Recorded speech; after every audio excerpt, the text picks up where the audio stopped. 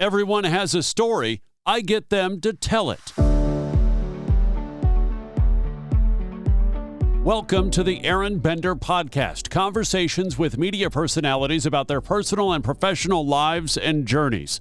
Thanks for finding the show, whether you're listening on Apple Podcasts, Spotify, Amazon Music, Alexa, or your favorite platform, or watching on YouTube or DB&A TV online at dbandatelevision.tv or streaming on Amazon Fire, Roku, and Apple TV. Before we get to my conversation with Sarah Talbi, a little about my story. I'm a widowed dad of two girls who just lost their mom, a grieving husband, a man in recovery trying to reconnect with the world with fresh eyes, faith, and perspective, a college journalism professor, a white guy in a world of injustice, a 20-year broadcast media veteran who had his dream job and then lost it. A year and a half ago, God gave me a gift, an opportunity to stop, step back, and breathe so I can learn about love, vulnerability, forgiveness, grace, self-care, patience, and understanding. Sarah Talbi was born without arms, but a lot has changed just in the last few years for the 30-something living in Belgium. Sarah has become a mother, taken up painting, and built up quite a following on social media. We talk about lots of things she can do, like take care of her daughter, cook, everyday tasks like put on a bra. But as we cover in our conversation, people put more limitations on her than she puts on herself. I started by asking her what was it like for her parents when they discovered they were having a baby with no arms. So they discovered the baby I was didn't have arms when my mom was 6 months pregnant. And they are very religious. So for them, it was just like, okay, it's just a very different baby and that's it. So I think the fact that they really believe in God, etc., is a kind of a spirituality that just helped them to accept. And for them, once I was born, it was this way, and that's it. And when I go, so I go with two brothers. I never really felt that it was different. So for my parents, it was exactly the same to have me or to have my brothers. I grew up, well, not just grew up, I am colorblind. And so a lot of people ask me, like, what is it like for you? I don't really have, there's nothing to compare it to. It's not as if I was, 8 years old and all of a sudden colorblind. I would imagine, not to put words in your mouth, but it's very similar for you where people ask, like, what is it like? And you're just, well, it's just, Yeah, I it's just, just the way it is. right. And it's like my brain doesn't know anything else. So I cannot compare to something else. How old is your baby now, and how concerned were you that your baby also would be born with either no arms or some sort of something? No, I never had those concerns, to be honest, because I knew it was not genetic. I knew that nobody in my family doesn't have arms, and my brothers and my younger sister have arms. So when I decided to have a baby, it was, for me, it was just natural. Of course, the medicals told me we will focus on your pregnancy and we will check if everything is okay, and if there was something, we will just keep you like posted about that. And it was like when I was 2 months pregnant, we just realized that my baby was very like fit, and she had 5 toes on each hand, 5 fingers, sorry, and she had two hands with 10 fingers and two feet with 10 toes. I remember the doctor counting 1, 2, 3, 4, 5, and I was like, okay, it's okay. I knew it. What was that moment for you? Was it well, again, I don't want to put words in your mouth, but what was that moment for you when you discovered, okay, she's got all 10 here and all 10 there? Yeah, I remember just the noise of the heart beating, and for me, this was unbelievable to believe that a life was in my belly. Someone someone was living in my belly. So this was the most unbelievable thing. And when I saw her, so the when they are 2 months, it's Right. At like that time, you don't know son or daughter, but yeah. embryo. So it's really, and but I could just see that she was perfect already, and I loved her. Like the first second I saw this little embryo and this little heart beating. How did you meet your husband? So we um I don't really like talking about him because it's like quite new for me to be on social media and to share, etc. But so I don't know where we stop the private life, and because a lot of people ask me that. But let's say that we know each other like since 10 years Oh, already. wow. Yeah. Yes. Uh, Although our daughter is only 2 years, so it's a journey. It's and we just met because we have common friends, and like for me it was just normal and natural to meet a guy, and that's it. That's beautiful. That's beautiful. Take me before we get too far away from it. You mentioned that the condition is not genetic. How did it happen for you? So this I talked about this in a video. So the doctors never answer this question, and they don't know. They say it's just like sometimes nature doesn't work like it should work. It's like, how can we relate to autism? We still don't know, and maybe in 10 years or 20 years we will have some responses. But I think it's a kind of nature have a sense of humor than that human beings don't understand. Take me through life growing up. You born and raised in Belgium. Yes. Yeah. Tell me about life growing up. How were the kids? I can only imagine the kids here in the United States. I don't want to project what kind of mean things kids in other countries might say or do, but I understand you what you mean, but it's crazy. But honestly, so I grew in a very big family. I have a lot of cousins, so it was like a micro society. I grew in a micro society already, so I was used to meet a lot of children.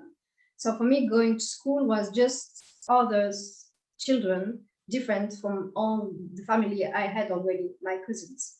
So I always was a very social child, liking playing and having fun and having friends. So it was like, oh, you don't have arms? Why you don't have arms? Because this is this way. And children, when you tell them this, it's okay, it's this way. right. And that's it. So for me, I don't know, maybe those children talked like between themselves, but with me, I never felt any difference. Any difference. At what point did you start doing things with your feet? And was that something that your parents helped develop, or is that something that you said, "Okay, well, this is what I've got. Let's go."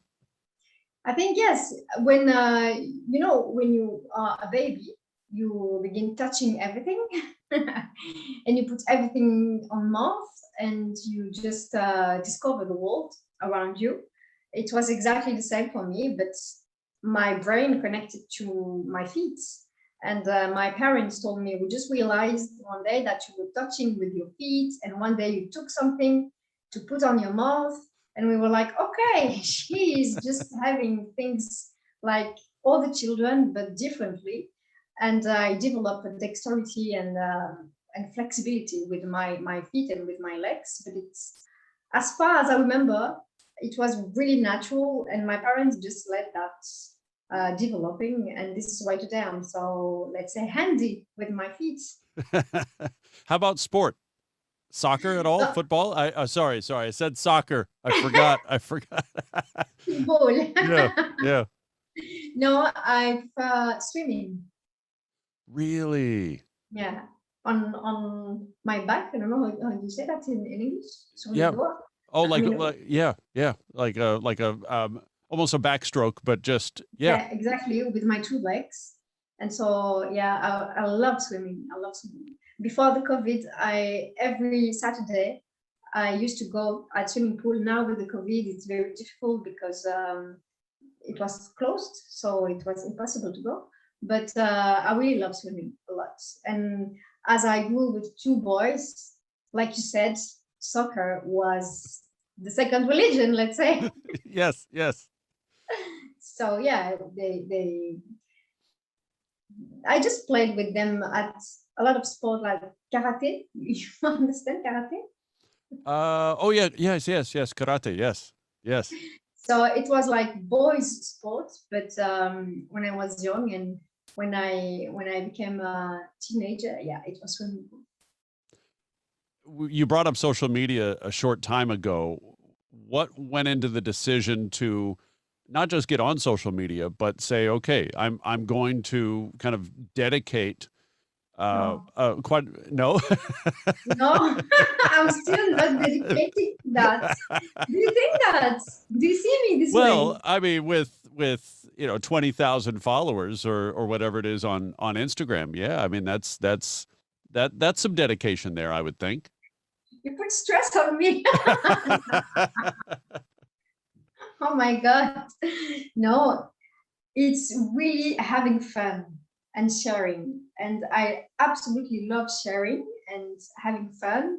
And I love my daughter, and I love just creating content with her or with me all by myself. It's a pleasure. It's a real pleasure to put that on Instagram and on YouTube. But I'm not dedicated to that. Is it something where this was something you always wanted to do but didn't quite know the outlet for it, or you've kind of grown into this? About what? Well, Growing up. the idea that there are a lot of people I talk with. They've always known, say for example, journalism. They've always known they wanted to be in TV news since they were So, 5 or 7 or 8 years old, but yeah. they didn't quite know. Oh, I can make a career out of this. So I think we never stop to discover ourselves. You know, I discovered painting only 6 years ago. I was like already 32 years old. Imagine. Uh, I think if we have to just be sure of what we want or what we like since we are child, life is not really interesting then. Let's have fun all life long and let's discover a lot of ourselves like all our life long. So I discovered that I really enjoy filming, which is quite crazy because I don't have arms.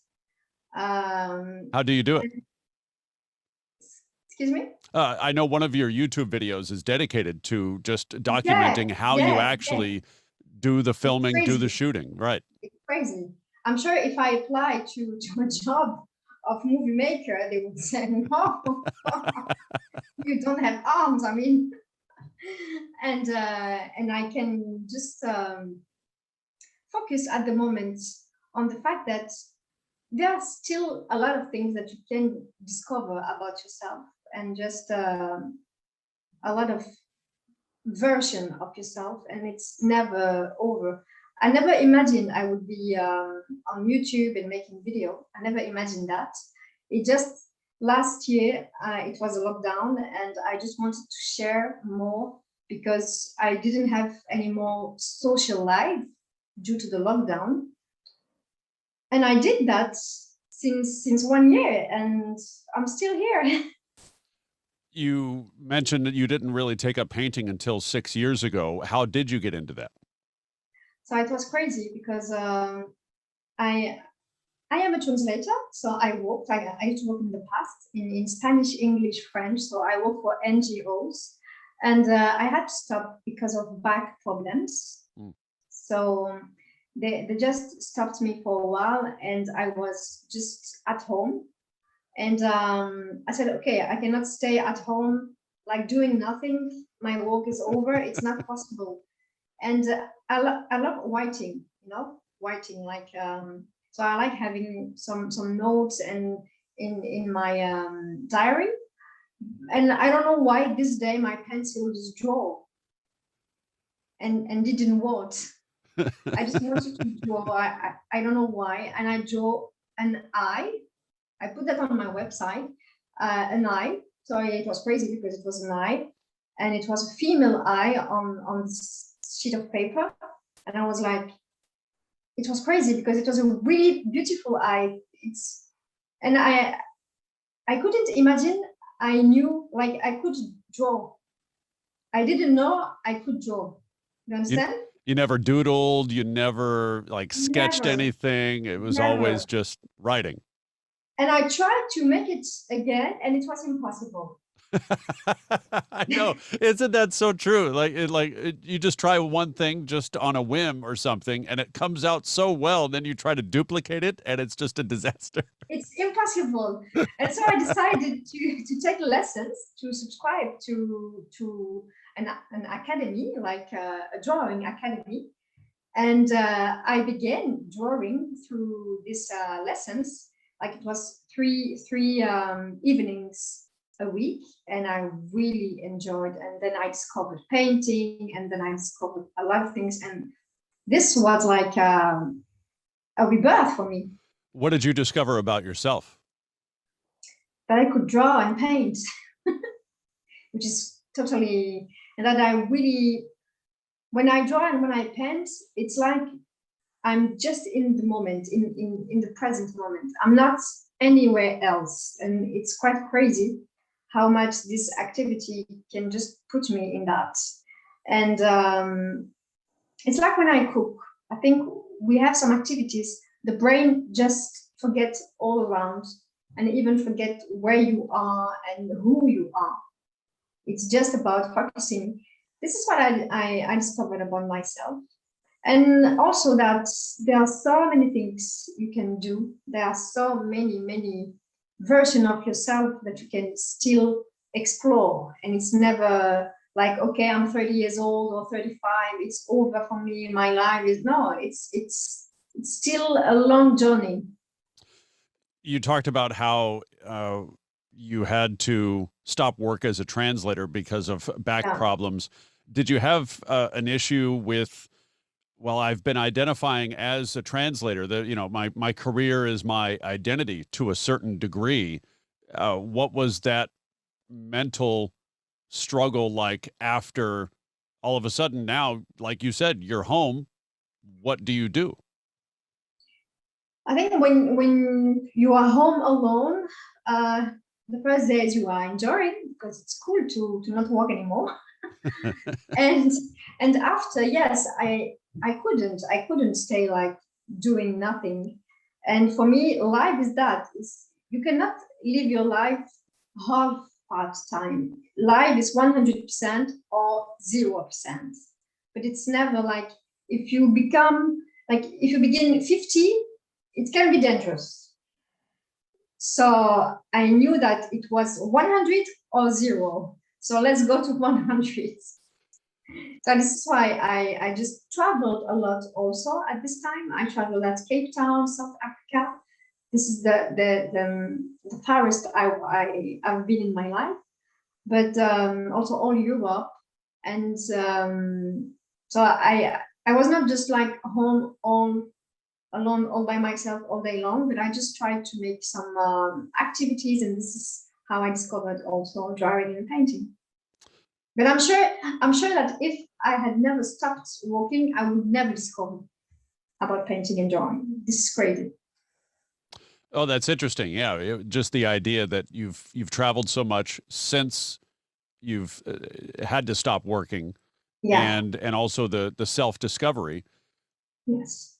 I've watched many of your videos, so I know a lot of the things that I'm talking with you about and asking you about. But for people who are just now Of discovering you, course, and you've of mentioned course. the idea that you love to cook, and so Yeah. how do you cook?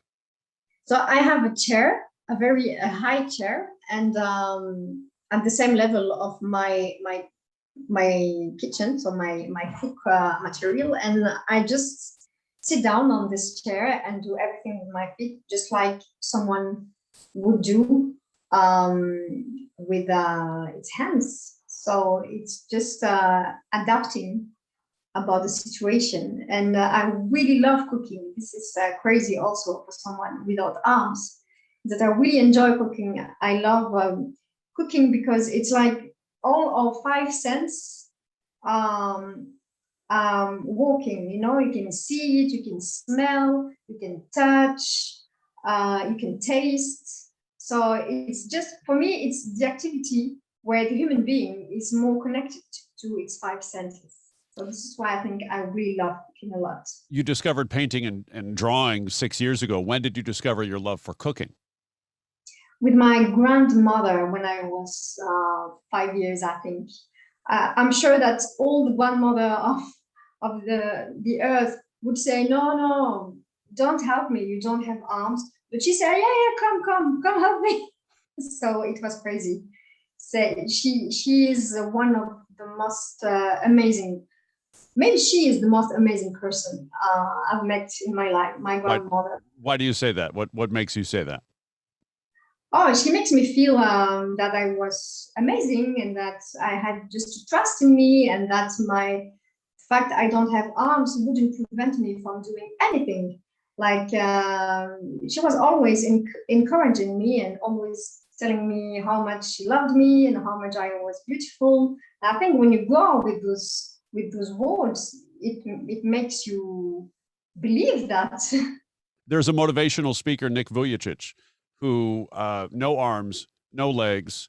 He travels the world giving these speeches and things. And in talking with a friend of mine who's gone to one of his events, there were kids also with no limbs, either no arms or no legs, and they're just crying, waiting to meet him.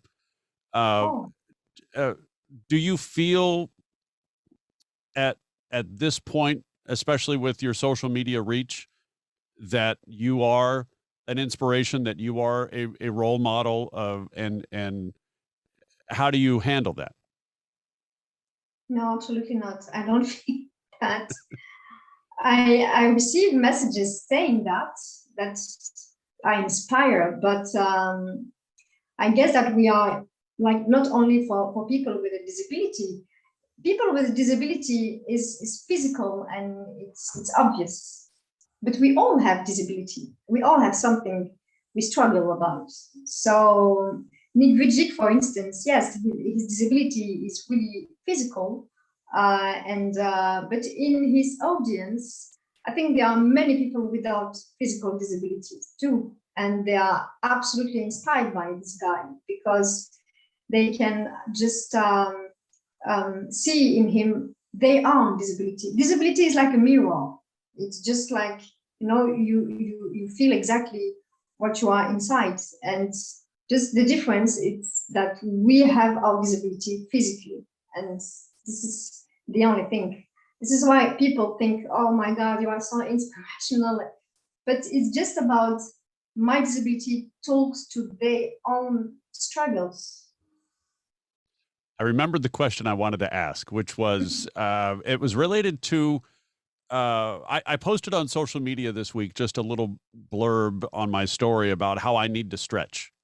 I need to stretch. My muscles are so tight. I'm not flexible at all. I just stretched yesterday and I'm like, I can't even touch my toes. I can't.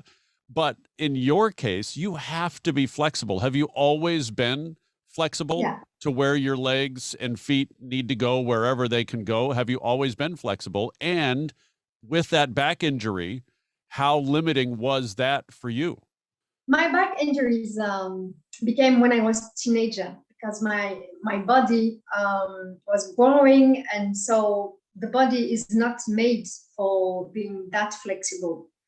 There are some limits to the body. So my back suffered since I was like 15. Oh, like 15 scoliosis or something. yeah, Yes. yeah, yeah. Okay. Already, Okay. already when I was a teenager.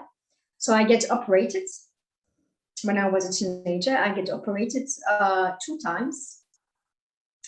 And so this back troubles were always with me, make part of my disability, let's say. Yeah. It's a consequence of the fact that I used my legs and my feet in a way that was not made for that. So when I had those problems, I just decided that my health wouldn't be dedicated to a career, but just to me and to my life and to my general life, and not. I didn't want work destroy the health that was still healthy, let's say. Right. Right. But you've always been flexible, though. Yeah, always. I was, like I told you, for my dexterity with my tools, it was really something I developed since I was born. Like, not born, but since you are a baby. Since right. when you are like 6 months or 7 months, you begin touching everything. You talk also in a recent YouTube video about the frustration you felt shortly after having your daughter. You couldn't pick her up and hold her. And you mentioned something that, and I feel like I think everybody would say, oh, yeah, that would be frustrating.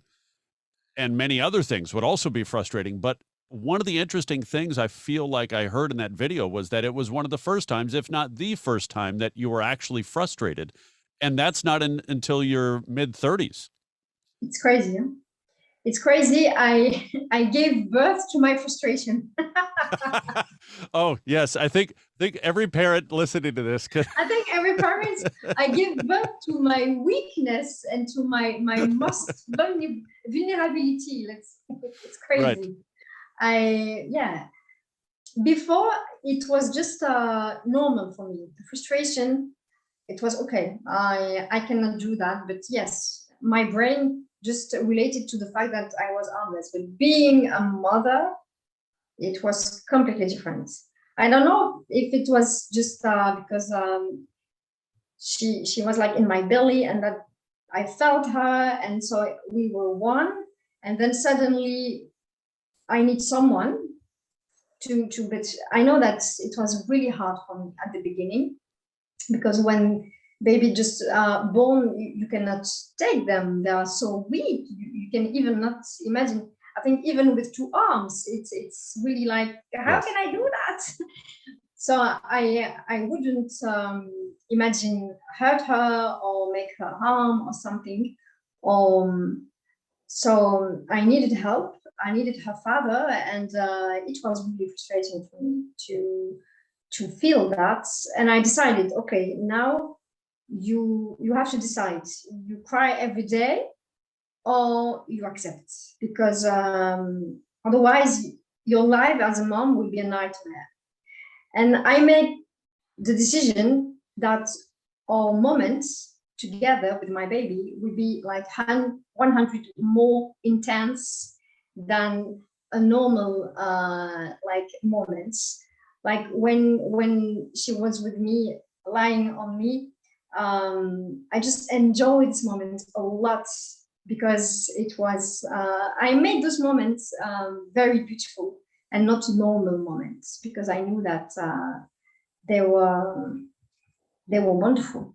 And this is how I'm still with her now, this way. Like when we are enjoying at the park, for me it's not just we are at the park having. No, it's wow, I can be with her at the park. It's amazing. I don't need anyone, and it's amazing. Well, I think a lot of it speaks to you spent your entire life taking care of yourself and learning all these hacks, if you will, on how to do this, how to do that. And now all of a sudden, hey, just like drawing and painting, new challenge, but this is a life. Now you have to take care of another person. and it's all Exactly. it's a whole new learning curve to figure out, okay, how to take care of this, and relying on someone else the way you have had to help. Especially that, yes. Especially that, yes. Relying on someone else for your baby, not for you. It may be crazy, but for me, it's more difficult to ask help to take care of my baby than to ask help for myself. How have you handled that? How have you gotten through that?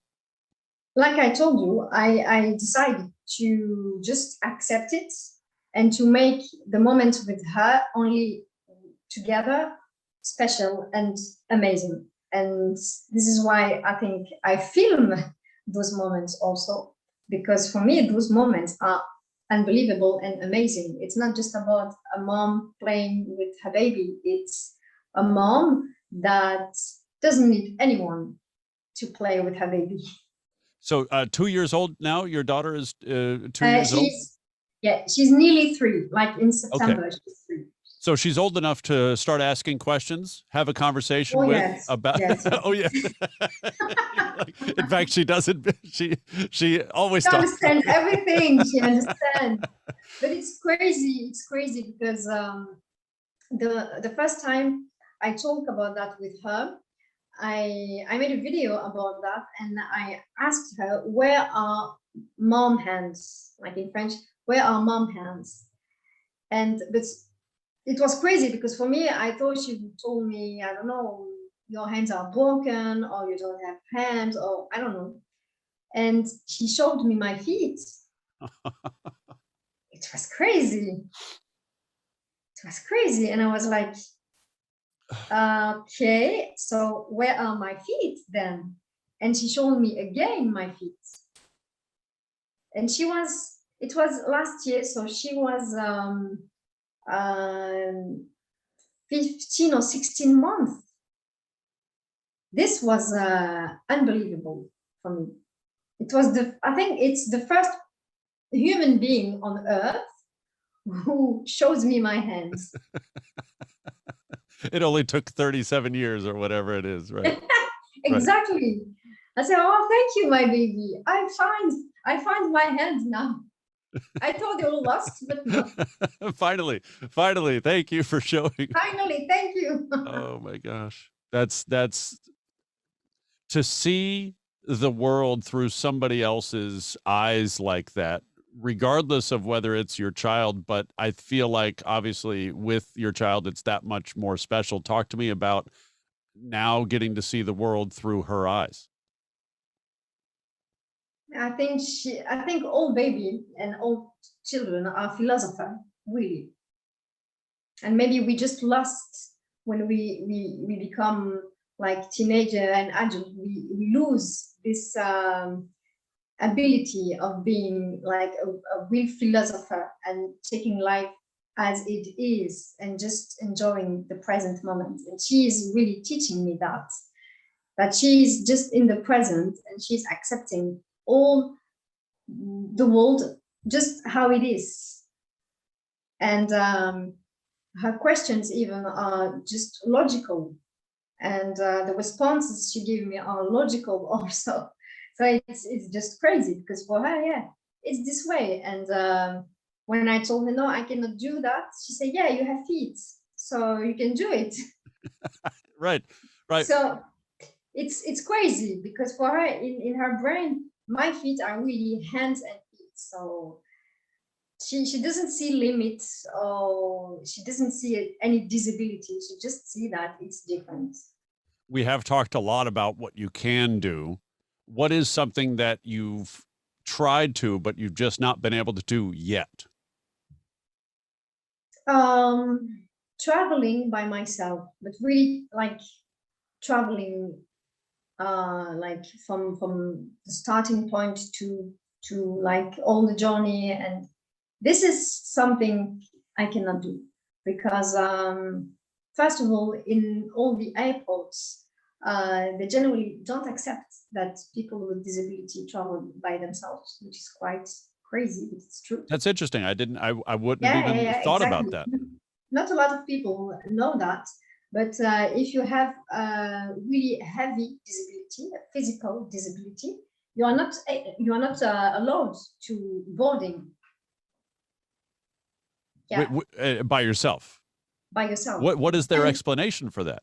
The explanation is that if something happened, they are not responsible for helping you, which is totally crazy, because I don't see. I traveled in Prague, in Czech Republic, and the reason was, if the plane had to just stop because of a problem on sea, on sea, on someone would have to help you. But I said, from Belgium to Republic Czech, there are no sea. There is no sea. What is this reason? So it's like, so you're capable of getting to the airport, you're capable of getting on the plane, but they don't feel like you're capable of helping yourself in case of an emergency. Even not for the seat belt, you are not capable to just open it and just run. If something happened in the plane, like if the plane is on fire, right, everybody should be able to just open, like in 1 second, the seatbelt and just run and just follow all the, and just say, I can ask to my neighbor to just open it for me. It's okay. I mean, and I can run. So clearly. So this is only for reasons that normally will never happen, but they don't take the risk. And I traveled twice alone, and it was very difficult because I had a lot of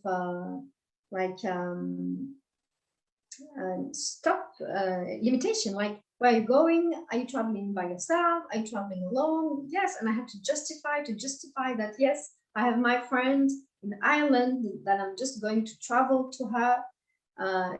It was like 7 or 8 years ago. I had a friend in Ireland, and I just wanted to visit her, and it was really difficult. It's fascinating that people are putting more limitations on you, yes, than you put on yourself. Exactly. But also, like, this is one of the reasons, but this is not the only reason. Once I am at the airport, I would need someone to just come to pick me up, to help me for the luggage, to go to the hotel, for instance. So all those small details that everybody think it's normal, for me, it would be very difficult to do that all by myself, because I would always have to think how I will do that. Is there any taxi man there? Is there any person that, and it's, yeah, those are things I cannot do, like traveling by myself, that I would have loved to do, because I love traveling. What's next for you? 6 years ago, if I had asked you, actually 7 or 8 years ago, if I had asked you, I don't know that any of what's happening now in your life would have been on that list. Can you look to the next 5 to 10 years at what is next for you, other than being an amazing mother? Thank you. I hope that I discover more about me. So it's a fantastic journey, I think, discovering, and I hope especially that this pandemic will stop, so we can just have a normal life. I can go back to my drawing and painting class, and that we can travel again, because I don't know in the United States, but here in Belgium it's a little bit difficult to travel at the moment. So yes, let's just hope to travel and to make my daughter discover the world, because she's like she's still young, but I would like she knows the world, and she knows people around the world, and how the world is beautiful. How can people find you? How can people purchase your art? Tell people how to contact you. They can contact me through Instagram, through YouTube, through my website. I have a blog, So it's sarahtalbi.com. And about my paintings, I make exhibitions, but I'm also I make part of the Association of Mouth and Feet Painter. So this is a very amazing association that promotes the artists that work differently. They paint with feet or with mouth because of their disability. And I make part of this association, and we have some exhibitions, so don't hesitate. In each country of the world, there are always some activities around that. I'll put all of those links into the show notes. Sarah, this has been a beautiful conversation. Thank you so much for sharing the time. Thank you. Thank you very much. You can follow the Aron Bender podcast on your favorite platforms and link to it at aronbender.com. That's also where you can find all my social media. If you have guest ideas or comments, email me, aronbendermedia@gmail.com. Be well, and thanks for watching.